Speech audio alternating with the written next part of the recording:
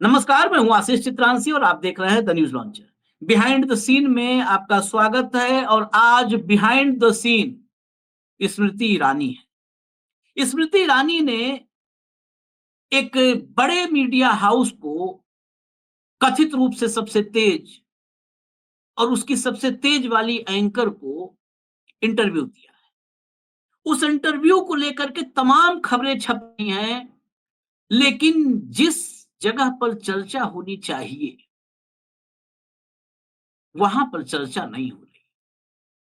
दरअसल मोदी और शाह ने स्मृति ईरानी का काम छीन लिया है। इस इंटरव्यू में ये बात साफ हो गई। स्मृति ईरानी का काम छीन करके निशिकांत दुबे को वो काम दे दिया गया। जो स्मृति ईरानी कभी नरेंद्र मोदी की सबसे खास अजीज हुआ करती थी, प्रिय हुआ करती थी, उनका काम क्यों छीना गया और निशिकांत उनकी जगह पर कैसे बैठ गए? कहीं स्मृति ईरानी राहुल को लेकर जो सॉफ्ट होती जा रही हैं, ये वजह तो नहीं है, क्योंकि स्मृति ने यह भी कह दिया है कि अब राहुल पर अटैक वो नहीं करेंगी।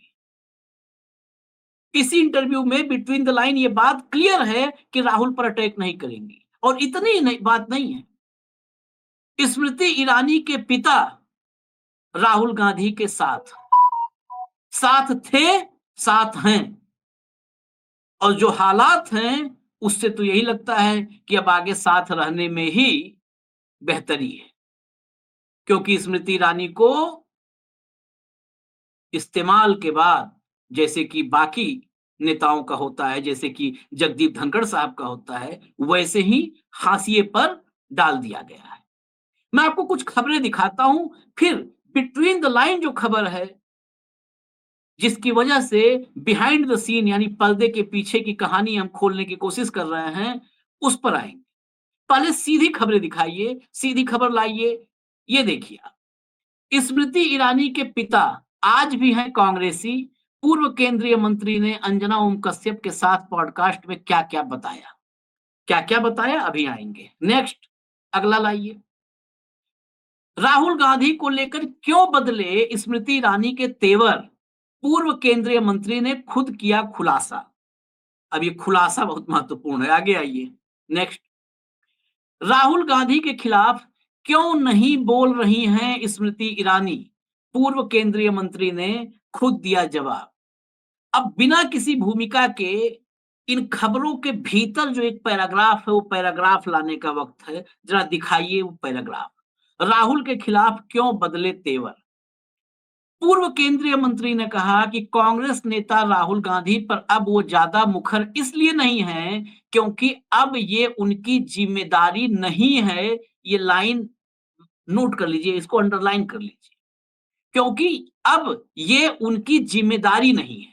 इसका मतलब पहले जिम्मेदारी उनकी थी, पहले उनको टास्क दिया गया था कि राहुल गांधी पर अटैक करिए। लाइन बोल रही है खुद, मैं नहीं बोल रहा हूं, ये लाइन बोल रही है कि अब ये उनकी जिम्मेदारी नहीं है, यानी कि उनकी जिम्मेदारी पहले थी। पूर्व सांसद ने राहुल गांधी पर ज्यादा बयान न देने के बारे में कहा, पहले यह मेरी जिम्मेदारी थी। अब वो लाइन भी आ गई बहुत साफ साफ, जो ऊपर था, अब ये जिम्मेदारी नहीं है, पहले ये जिम्मेदारी थी। अब जिम्मेदारी देता कौन है? भारतीय जनता पार्टी में कौन जिम्मेदारी देता है? सिर्फ दो लोग देते हैं जिम्मेदारी, और अब तो एक ही शख्स हैं जो देते हैं, वो है अमित शाह। पहले दो लोग देते थे, मोदी और शाह, और मोदी के ही डायरेक्शन पर शाह भी फैसले करते थे। यानी मोदी ने पहले राहुल के खिलाफ स्मृति ईरानी को अटैक करने की जिम्मेदारी सौंपी थी, जो जिम्मेदारी अब उनसे छीन ली गई है। नेक्स्ट, आगे आगे बढ़िए। हाँ, पिता को लेकर क्या कहा, अब ये पहले भी खबर देखिए बस। स्मृति ईरानी ने बातचीत के दौरान बताया कि वह बेशक भारतीय जनता पार्टी में रहते हुए केंद्रीय मंत्री तक पहुंची हों, लेकिन उनके पिता आज भी कांग्रेसी हैं। उन्होंने बताया पूर्व पीएम अटल बिहारी वाजपेयी के समय जब वह एक कार्यकर्ता होने के नाते प्रधानमंत्री आवास जाती थी, तो उनके पिता उन्हें गेट के बाहर तक छोड़ते थे, अंदर नहीं जाते थे।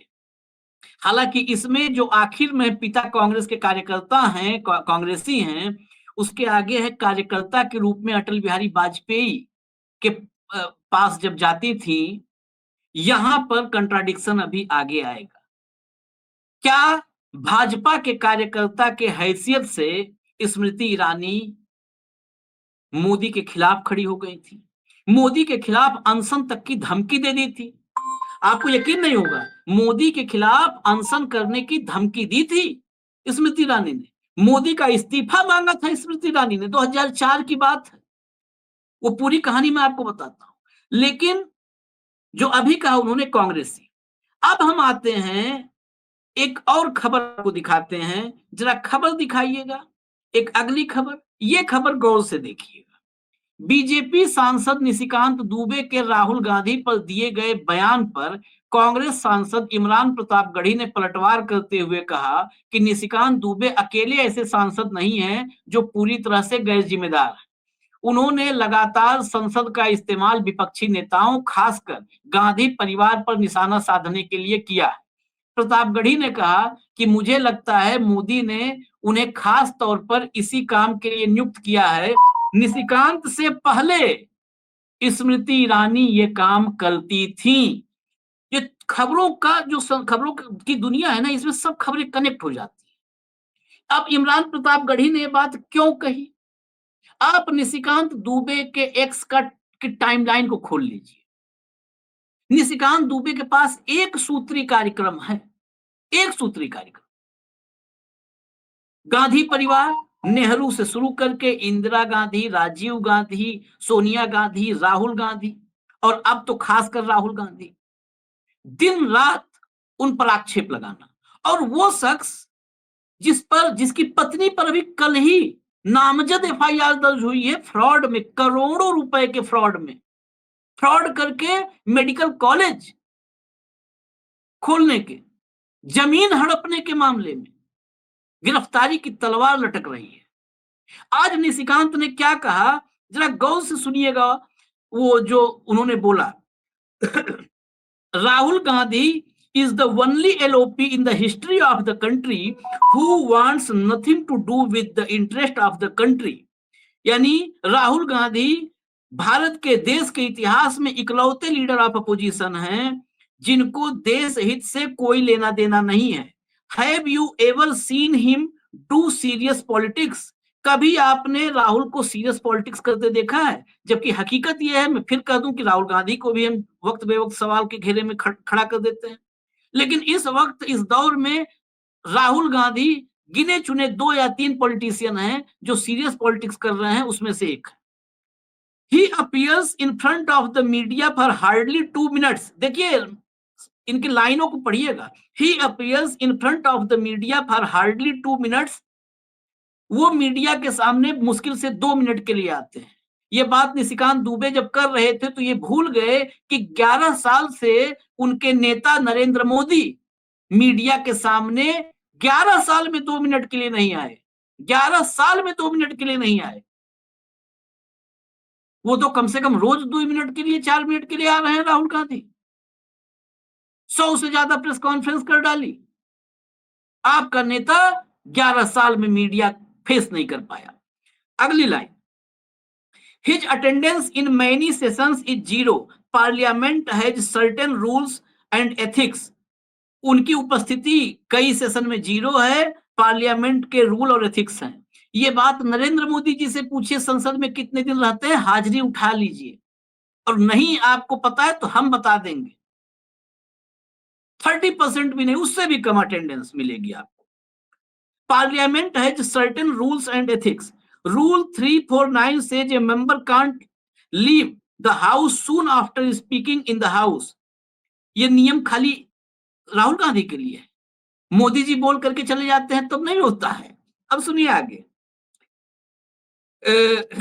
If a member wants to speak, he or she should sit in the house। I think he hasn't read the rules। He needs to learn how the government works। and he should learn that from Mallikarjun Kharge itself. If not anyone else, provisional report says that we have won in Operation Sindoor. The permanent report will be made when we take over POK. His statement on SIR reflects that he is unaware of the law passed by his father. A similar SIR has been done in 2003 as well. 2003 में ऐसे ही SIR हुई थी। 2003 में कौन से 11 document मांगे गए थे? जरा ये भी अर्ध सत्य बोल करके देश को गुमराह करने की कला में माहिर हैं और ऐसे ही काम करने की वजह से FIR हो रही है। उस पर बता दें कि बाबा बैद्यनाथ भोलेनाथ के नाम पर ट्रस्ट बना करके क्या क्या उसमें हुआ है, उस पर एक बार प्रेस कॉन्फ्रेंस कर लें। दुनिया छोड़िए, निशिकांत दुबे प्रेस कॉन्फ्रेंस कर लें। खैर, निशिकांत दुबे पे चर्चा नहीं थी, ये मैंने इसलिए बताया कि ये सारा कुछ कनेक्ट हो रहा है कि मोदी और शाह ने स्मृति वाला काम, स्मृति ने खुद कहा मेरे पास पहले काम था, अब नहीं है। इमरान प्रतापगढ़ी ने कहा कि ये काम स्मृति के पास था, निशिकांत को दे दिया गया। स्मृति ईरानी का काम छीन करके निशिकांत दुबे के हाथों में सौंप दिया गया। स्मृति ईरानी किस मजबूरी में मोदी और शाह के साथ राजनीति की, और खासकर नरेंद्र मोदी के साथ, ये तो स्मृति ईरानी जाने। लेकिन जो ट्रैक रिकॉर्ड है, पिता तो कांग्रेसी हैं ही, ट्रैक रिकॉर्ड है वो 2004 का, जो सच है वो सच ये है कि नरेंद्र मोदी की पुरजोर मुखालफत की थी स्मृति ईरानी ने, घनघोर आलोचना की थी स्मृति ईरानी ने। 2004 में स्मृति ईरानी ने नरेंद्र मोदी की बहुत तीखी आलोचना की थी। गुजरात दंगों के लिए नरेंद्र मोदी से इस्तीफे की मांग की थी और कहा था कि वो इसके लिए भूख हड़ताल पर बैठेंगी, मोदी के इस्तीफे को लेकर के, कि अगर इस्तीफा नहीं दोगे तो भूख हड़ताल पर बैठेंगी। ये गुजरात दंगों को लेकर के सीधा सीधा अटैक था नरेंद्र मोदी पे 2004। उसके बाद अनशन पर बैठती, उससे पहले ही उन्होंने एक बयान जारी करके कहा कि मैंने गुजरात के बारे में जो बयान दिया था उसे वापस लेती हूं। मुझे लगता है पार्टी की एक जिम्मेदार सदस्य होने के नाते मुझे ऐसा नहीं कहना चाहिए था। भाजपा में रहते हुए नरेंद्र मोदी के खिलाफ झंडा उठाया था स्मृति ईरानी।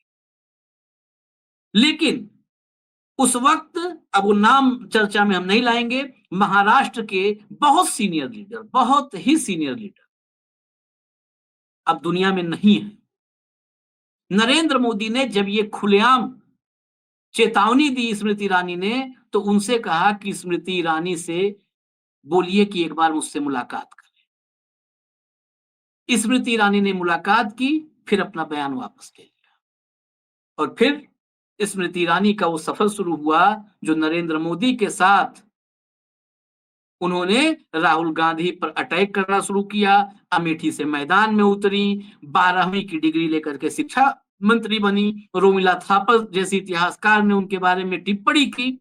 ये सब तो इतिहास के पन्नों में दर्ज है तथ्यों के साथ।